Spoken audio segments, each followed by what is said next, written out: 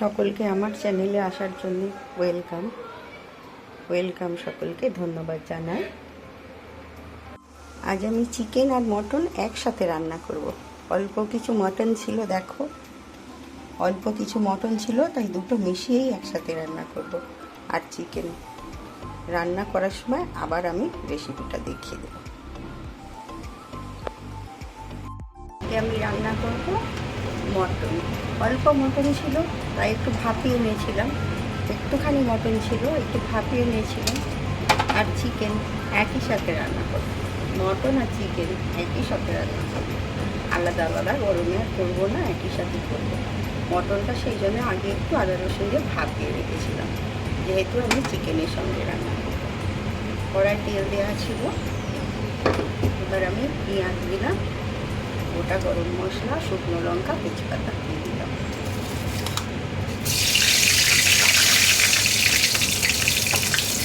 রং দেওয়ার জন্য একটু চিনি দিয়ে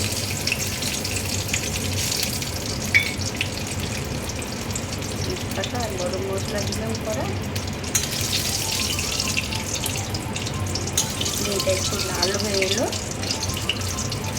রং হবে, তারপরে আমি পেঁয়াজ দিয়ে দিলাম।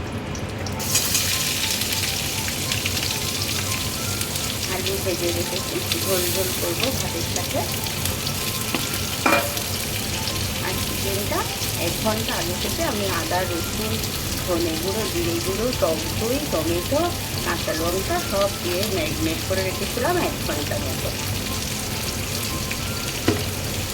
পেঁয়াজটা একটু ভাজা হলে তারপর আমি দিয়ে দেবো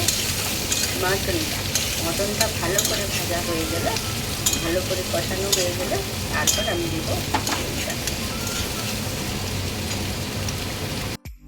দেখো চিকেন আর মটন দুটোই হয়ে গেছে, একদম কষা হয়ে গেছে। আমি একটু হালকা সামান্য জল দিয়েছি, একটু ঝোল ঝোল হবে, ভাতের সঙ্গে খাবো। এবার আমি মটনের স্টকটা দিয়ে দেব।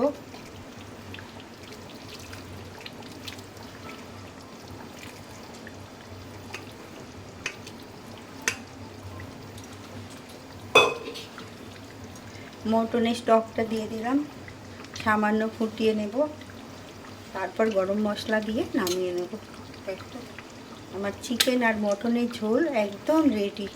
আবার খাবার সময় যদি পারি তো দেখিয়ে দেব।